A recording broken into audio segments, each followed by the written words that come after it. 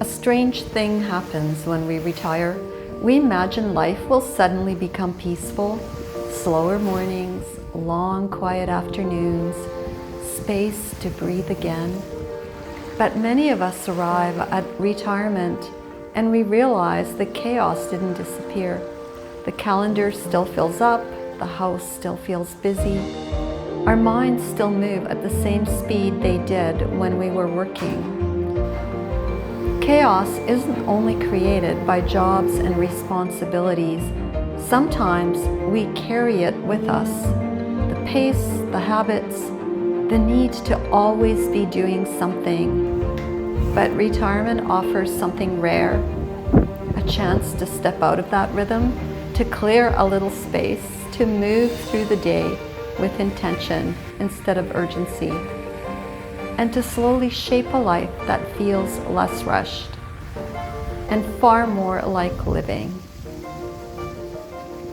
Hi everyone. Retirement is supposed to feel calm.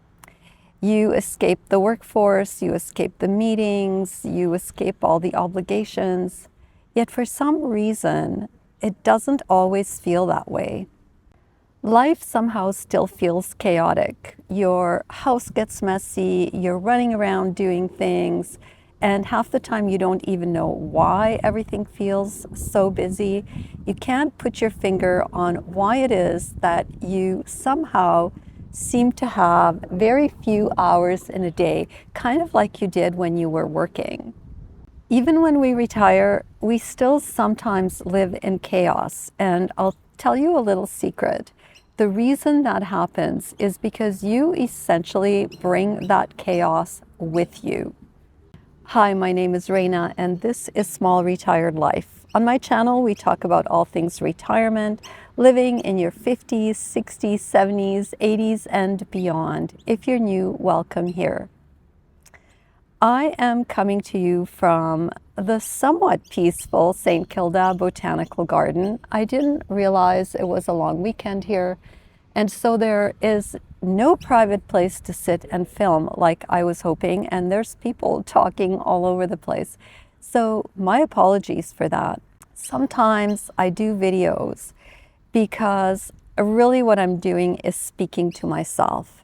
I have to admit, even though I'm here in Melbourne and technically you would think I would be relaxing, my life has been a little bit chaotic lately, and I kind of wanted to talk about that because I think that happens to a lot of people, that when they retire and they think that they're going to escape all the chaos from their workplace and all of those meetings and all of those things that used to just prey on our time and on our energy, and we think we're going to escape all that, and yet we come into retirement and sometimes we're facing the same kind of chaos.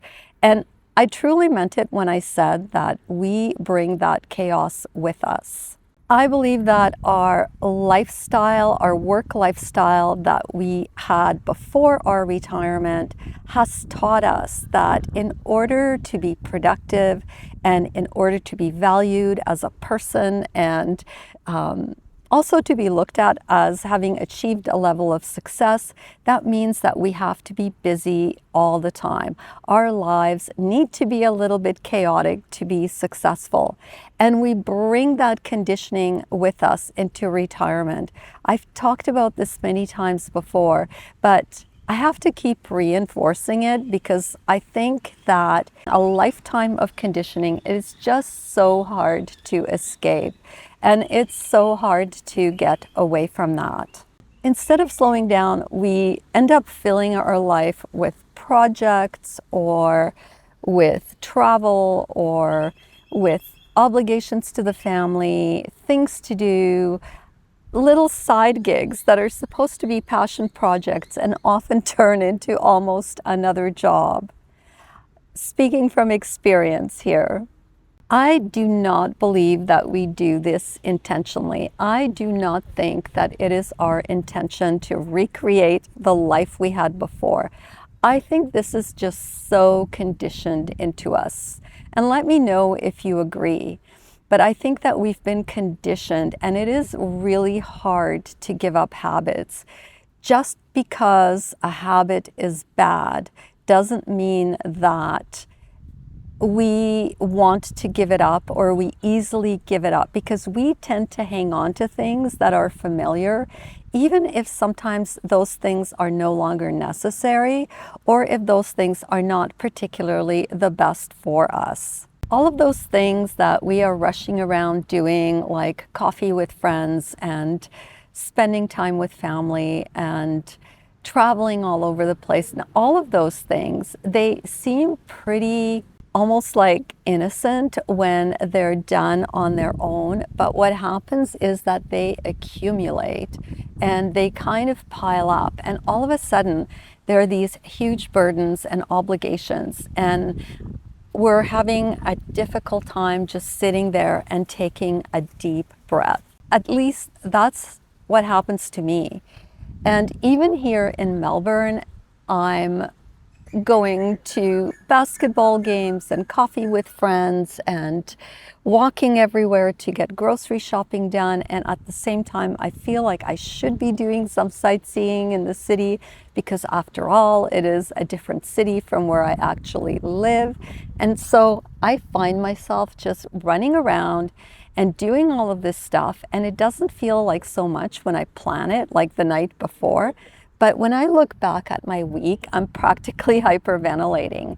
And now I have filming obligations, and though I'm so grateful for them because they are deals from brands and they help me actually have my life here in Australia, still they are obligations and you have to get to them.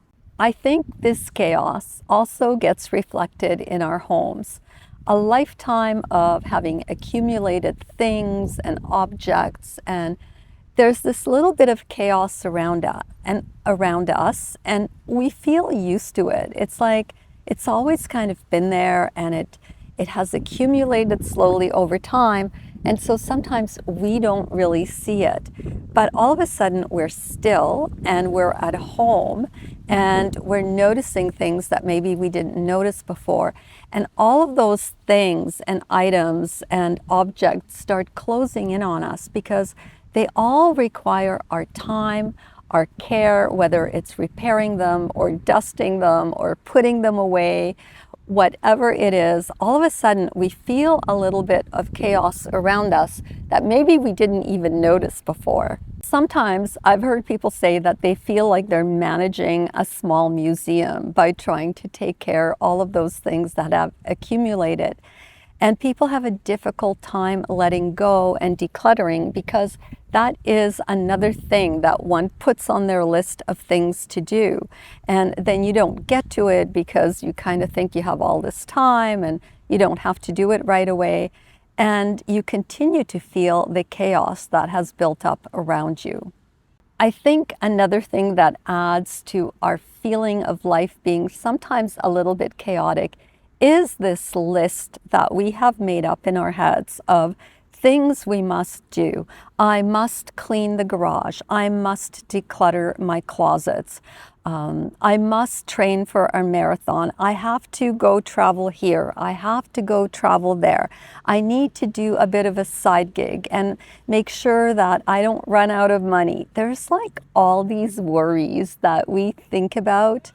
Oh, maybe I'm wrong. Maybe I'm the only one that has this busy brain happening, and I'm, thinking about stuff way too much and maybe overthinking it. But I don't think so. I think that there are many people like that, and there are some unicorns out there where you have this complete sense of calm and peace all the time. But I can't say that's me. I try and cultivate it, but it isn't always the reality outside of the frame of this camera. To me, this is what I call the mental clutter. We have the physical clutter, which is the things and the objects that I talked about. But then we have this mental clutter that is taking up way too much energy in my head, or in our heads collectively.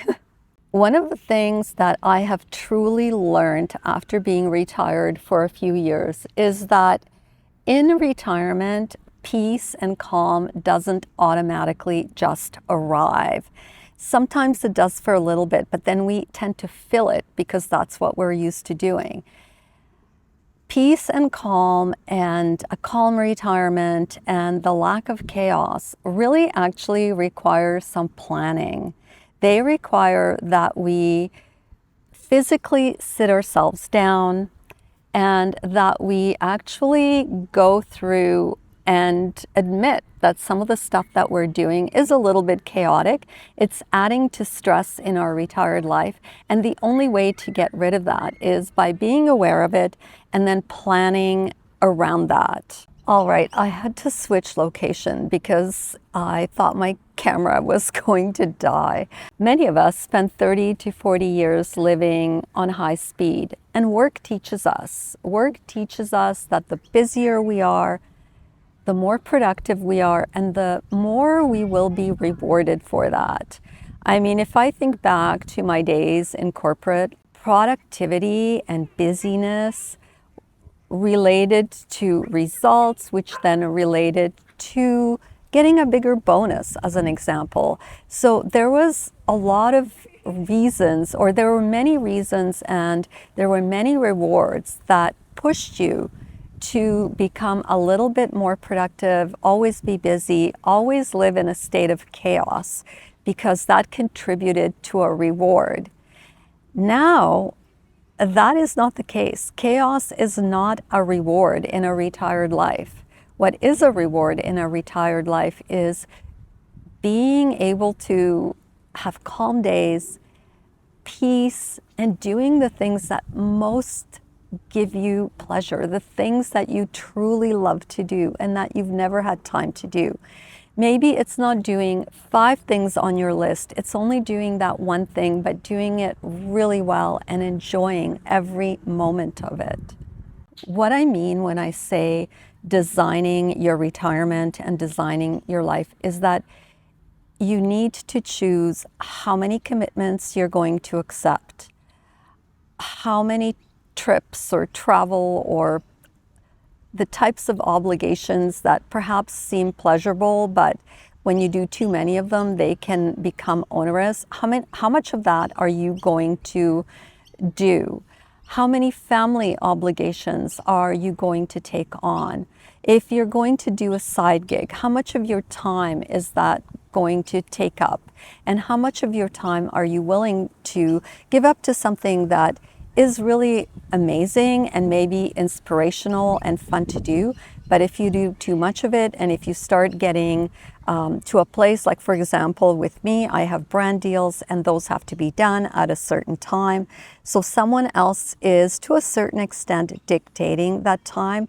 So part of what I need to do is choose how much of that I take on and how much of that is going to comprise a part of my YouTube journey. So that's kind of an example that I just wanted to give. You are also the one who gets to decide how much stuff you keep and how much stuff you give away. And all I can say is if you're feeling pressured by your things, if you're feeling like your things are closing in around you and they're stressing you out, to me, that's an absolute sign that, you know, potentially you could go through your things and you could start purging some of them just to clear up some space around you. It's amazing to me how clearing up space, be it physically around us or mentally in our brain, contributes to just a calmer life and a better feeling of well-being. I feel the best when my life is organized, I don't have too many commitments, and I feel like I'm the one in control and not outside circumstances. The problem with outside circumstances is often we are the ones that actually create them. If you kind of get underneath it all, we're the ones who are accepting the obligations, putting up with too many things to do, and feeling like life is chaotic because we can't say no. When we're retired, we really should cultivate the ability to ignore the demands of society and what society out there is telling us is productive and what is considered a meaningful life, and instead focus on our own values and our own belief systems as to what makes us happy and what makes us calm. Ultimately, when we're happy and when we're calm, we are actually, our day-to-day life has better results because the things we do with a sense of happiness and a sense of wanting to do it and enjoying it. And I think that has better results. When I slow down, when I actually go into my little space inside my head where it's quiet, that's where my best ideas come from. That's when I feel the most empowered and I feel the most motivated actually to want to try different things. And then what I have to do is control myself to not go and do all of those things, but focus maybe on one or two that give me a lot of happiness and a lot of joy, and let those into my life and then curate the rest out. That is how we plan our day-to-day retirement. We need to be aware. It's important. It's important that we're aware that we are truly conditioned to do too much, and that just creeps into our retired life. And it's very insidious because it happens before you even know it. You just think it's this one thing and the next thing and this thing, and all of a sudden your calendar for the week is absolutely packed and you're stressed. So planning is a very important condition. It's a very important aspect of being retired. So just because you're retired doesn't mean that you never plan your week. It really makes sense that if you sit down and you do a little bit of planning, in the long run, that will help you have less chaos in your life. I do this, or I try to do this every morning, where I kind of do a list of things for the day. And when I look at the list, I'm like, is this too much? Is this too much? But I have to be honest, sometimes I don't succeed. And sometimes I just have way too many things that come in. And then I'm doing videos like this where I have to remind myself, and this is why I'm doing this, I have to remind myself to stop acting like I'm working again and start acting like I'm retired and I get to choose. If you're finding yourself in that place where your life does feel a little bit too chaotic, even when it's doing things that you actually enjoy doing, but you're getting to a place where those things are starting to encroach on your peace of mind and your ability to foster calm, all I can say is don't blame yourself, because those are habits that you learned in your past life, and they're habits that have been formed over decades, and so they're not going to go away right away. But the good news is that you can restructure some of those habits, and you can achieve that sense of calm and peace in your retirement. All it takes is a conscious effort and a plan, and really sitting down and planning out your days, planning out your weeks, and focusing on peace and calm. Some of these habits that propel us into chaos could be replaced with just quiet mornings, and where you don't allow the phone to intrude or the internet to intrude. Just sitting there with a cup of coffee and pondering your day or life in general. It can be replaced with walks on a beach, or walks along the river, or just walks in your neighborhood, or puttering around in your garden. Anything that gives you peace and makes you feel calm. Slowly, you can replace chaos with calm. Even in my small retired life, I create chaos just by having too many hobbies all at once. I want to do a knitting project. I want to do a sewing project. I want to learn how to film better. I want to learn how to speak another language. I want to read my books. There's so many things I want to do and I feel like I have to do, but in actual fact, I don't have enough hours in a day to do all of those things. And it would really be beneficial if I just kind of focused on one or two things at a time and just did those things well. I would be 1,000% better off. All right, so sometimes, like I said, I do videos to remind myself of what is important and to keep in mind that I don't need to do everything all at once, and I need to schedule out my days and plan them for peace as opposed to just letting chaos come in. This is all I have for this week. I will see you all next week at my regular time. Bye.